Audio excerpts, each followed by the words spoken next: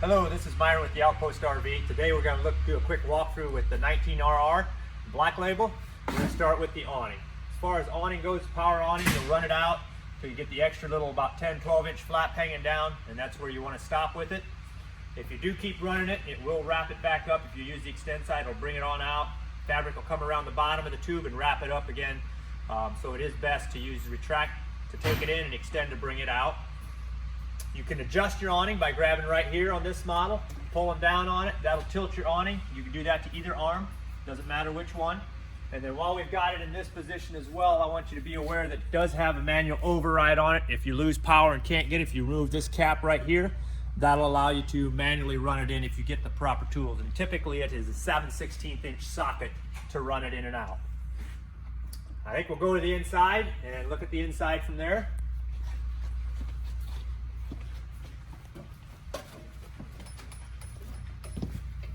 On the inside, right inside the door is going to be your monitor panel. So you've got your monitors, you can check your tank levels and all that kind of stuff by pushing whatever tank you want to check and just holding it. And as the tanks fill up, you'll have multiple lights coming up on top. Then you have your water pump switch, which is going to pressurize everything, pull out of the fresh tank, and it'll pressurize all your water spots, and then it'll shut off and wait till you use water again, then it'll kick back in. And you also have gas side of the hot water heater. Self-ignition on the gas side, all you do is turn the switch on. And self-ignition from there. And then you also have an electric side switch on the outside that you can heat the water with 110 power electrical power. Obviously you've got other switches there. Those are basically just light switches that you can use. And then your awning button will be this one here. And as I said earlier, try to use the extend to take it out and the retract side on the bottom in order to bring it in. This unit also has what they call the One Control system. So you can download an app on your phone and you can control the awning and some of that stuff right off of your phone then as well. So that's the awning part of it. You just keep holding it till it comes all the way in against. Once it's against the unit, you're done, you're ready to go traveling. You don't have to lock anything else down. On the other side of the doorway, you'll have your TV hookup stuff. So you can hook up the TV. They don't have a mount on the wall, but they've got a backer in there. You can put a backer on there, mount your TV in there. And then you've got your antenna hookup.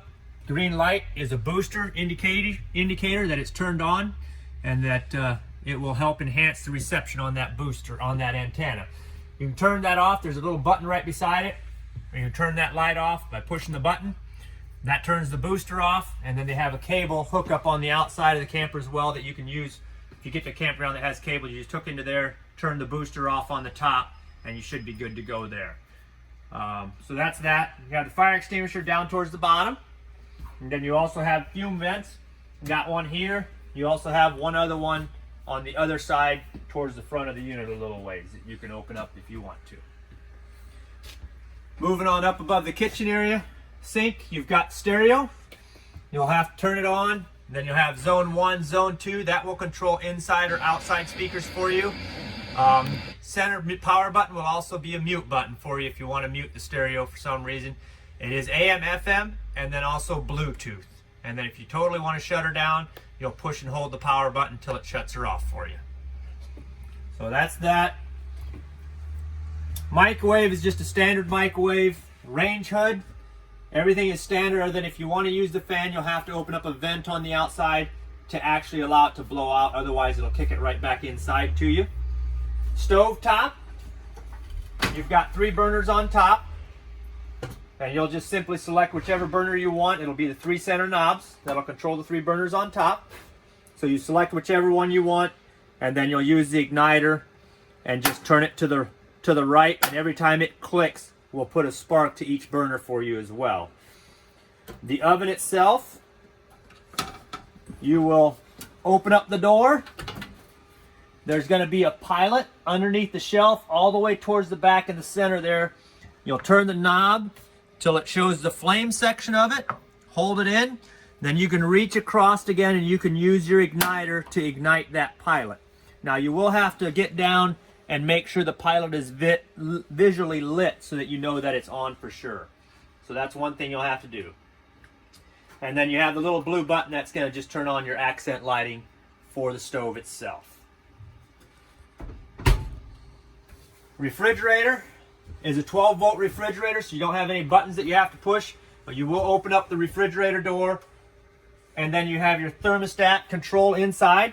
So you'll turn that guy to the right, and you'll just place it to wherever you think it's going to be. Once you've done it a couple times, you'll know exactly where you want it, and that's how you start it up. If you want to shut it down, you'll just turn it to the left again till it clicks into the off position, and that will turn it off for you, so you're not draining batteries or whatever down while you're not using it. You'll also find in your drawer at the bottom of the refrigerator, in a little pack, there's a clip. This guy right here, that is an anti-mold clip.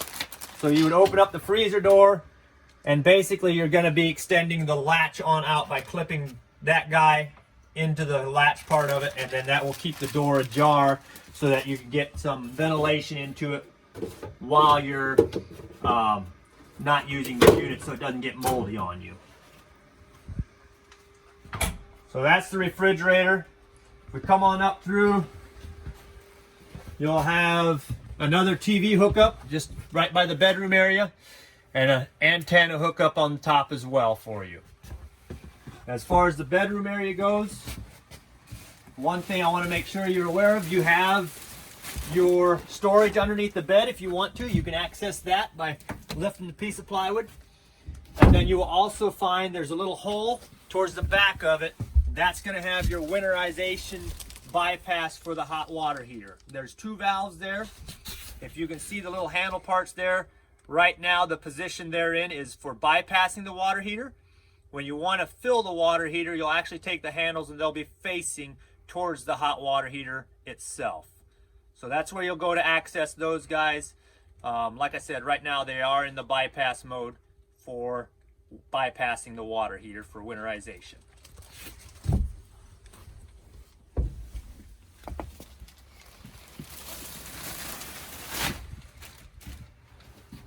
If we back on up the hallway, you'll have your thermostat. Thermostat is for the furnace, and it's just a matter of pulling it across. You adjust it to wherever you think you're going to be comfortable. Self-ignition on the furnace, and then when you want to turn it off, you'll actually push it back to the left. It'll come against. You push a little bit harder, and it'll actually click into an off position for you. Going into the bathroom does have a motion sensor light, so that'll come on automatically. You'll have your GFI outlet sitting at the back end of the wall there by the sink. So if you have an outlet that's not working, check that, make sure it didn't trip it, because there is multiple outlets on the same circuit.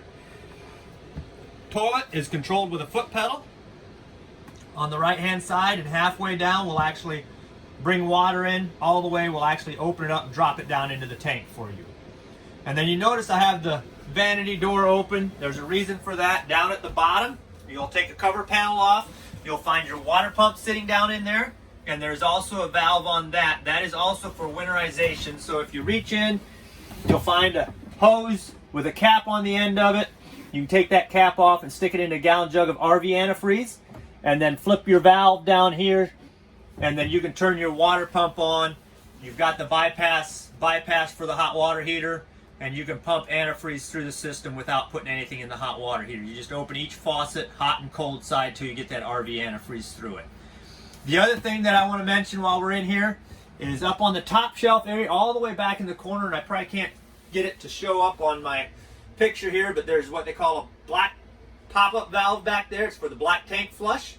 Whenever you're using that black tank flush on the outside, just come in, open up the door, make sure you're not getting water inside the vanity, because that does happen if the valve malfunctions.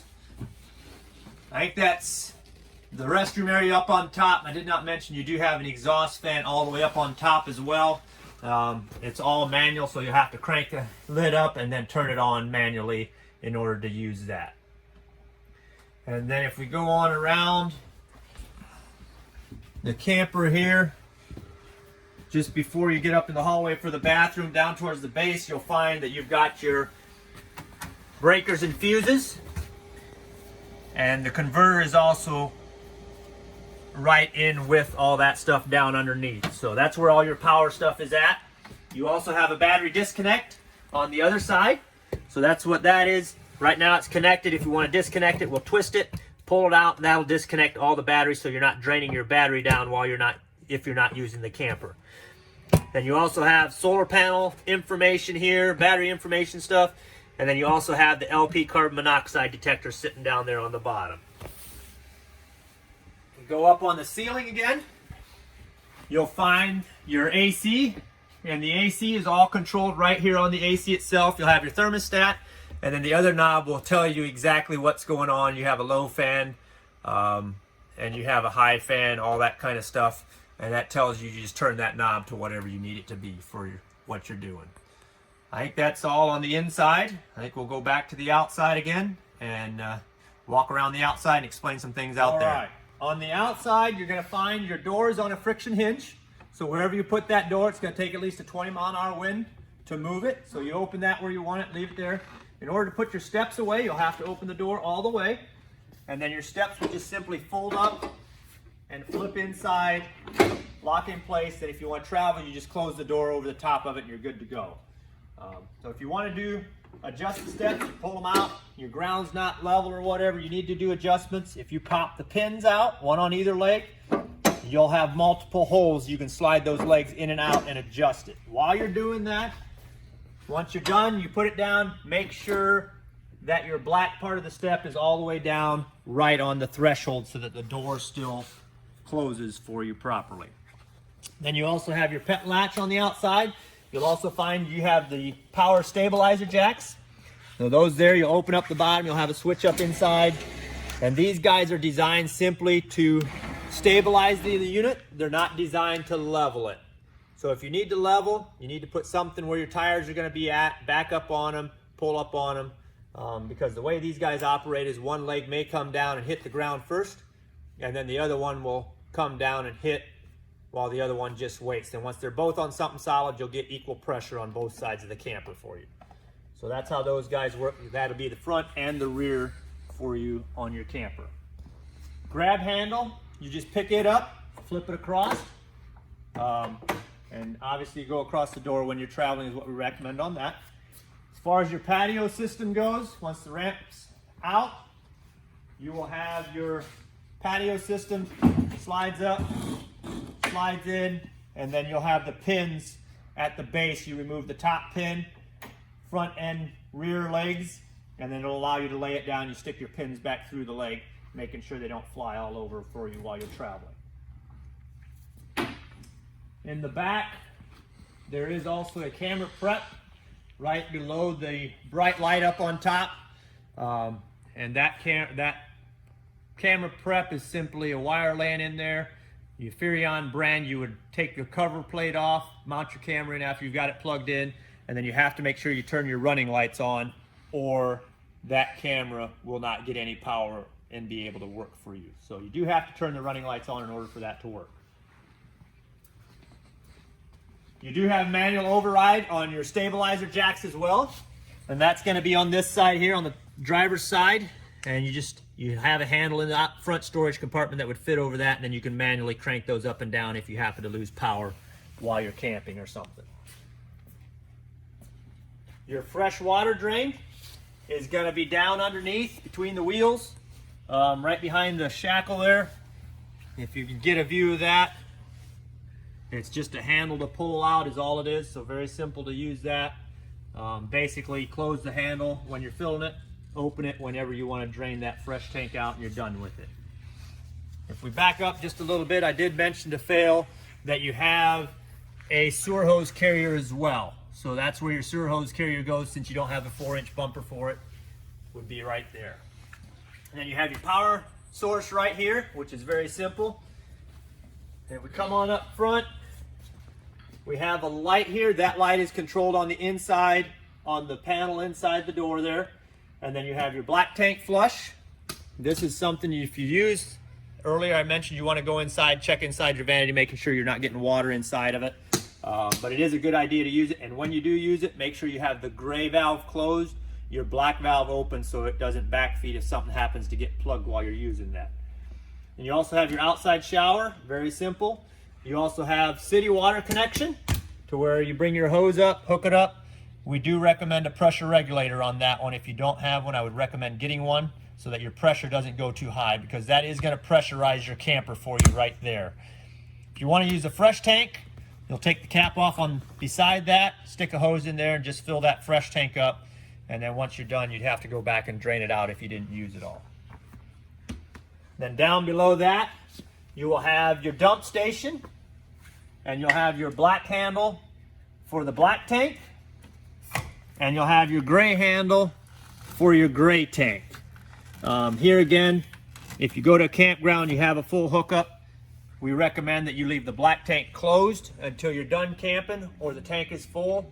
That way you get enough water force to push everything out through and you don't have anything clogging up your hose or your plumbing stuff going up into the tank. The gray one is totally up to you. You shouldn't have any solids going into that, so you could open it up and drain it all the time if you want. I personally like to leave both of them closed. That way I can flush, drain my black tank out, and then once I'm done there, I like to use the gray water to flush out the hose and everything else. So that's my personal preference, but you can do as you want on those. The water heater is on up in the front here. The water heater itself, you'll have an anoid rod. It's also the drain for the hot water heater. And what you do is use an 1/16" socket to take it out. Make sure you don't have any pressure on it anymore, and it will simply fit right into the hole here, and you'd cinch it down. When you winterize it, you just take it out, let the water drain out, and then do your bypass on the inside. Then you also have a switch in the corner. That is the electric side of your hot water heater, on-off switch. Make sure you have water in the water heater before you turn it on, either way, gas or electric. And one thing I didn't mention on the inside that I'd like to mention is on this style of water heater, does not matter, hot, you can use electric or gas at the same time, does not matter. It'll just use both elements in order to heat it so you get a little more hot water out of it because your recovery time will be a little bit quicker. Come on around the front, you'll have your battery sitting in the back. You also have two 20-pounders of LP tanks. Outpost RV does fill theirs before they go out the door. If you empty them out, we recommend using the outside notch again when you put them on. Just tips the tops of the tanks out a little bit, makes this cover fit on a little tighter. Then we also recommend you use one tank, open it, use it till it's empty, and then use the other one. If you open them both at the same time, it uses both of them, and then you'll be totally out of LP with no backup. You also have your regulator, has a little arrow on it. That arrow will not stop the gas from coming from the other side. What it will basically do is, the arrow is pointing towards the tank on the right, you open that tank, it'll turn green, that tells you it has gas in it. If it turns red, that means the tank is empty for you. So that's basically what that guy does there. The jack itself is pretty simple, up and down, got a light switch on it, and then manual override right on top if you need to get into that for some reason as well. The other little thing I'd like to show you, just in case you're interested, for those of you that like to add lights to your camper, if you take your 7-way plug, grab yourself a 15-amp fuse. If you look at the 7-way plug, it has the flat on top. If you take your fuse and stick it right in the 2 there, that will, whenever you have 110 power, also fire up all your running lights on the outside for you. So that's a little trick. If you want to use it, you can do that. I think if we go on around to the other side, you will find you also have a solar panel prep, Furrion brand, that you can use if you want to add a second solar panel. And typically it is a tripod. You just make sure that your solar panel has a controller on it so that it doesn't overcharge your battery for you on that. The other things you want to make sure you're aware of is Forest River puts a 90-day guarantee on their seals. And their seals are their clear silicone on the sidewalls, basically wherever there's a black rail going around. So you need to make sure you check those periodically, make sure you keep them up. If you do find a void or something, clear silicone, about 1 inch on either side of it, and just tool it down with your finger a little bit. The roof is also walkable, so you can get up on the roof, but it is a rubber roof material, and so silicone will not adhere to it. We recommend you use a self-leveling Dicor or lap seal, something that you know is going to stick to that rubber roof. And if you go to any RV store, they will be able to help you out with that if you need some help with it. I think that's all I have for the 19RR, and hopefully this is helpful, and I hope you all have a wonderful day.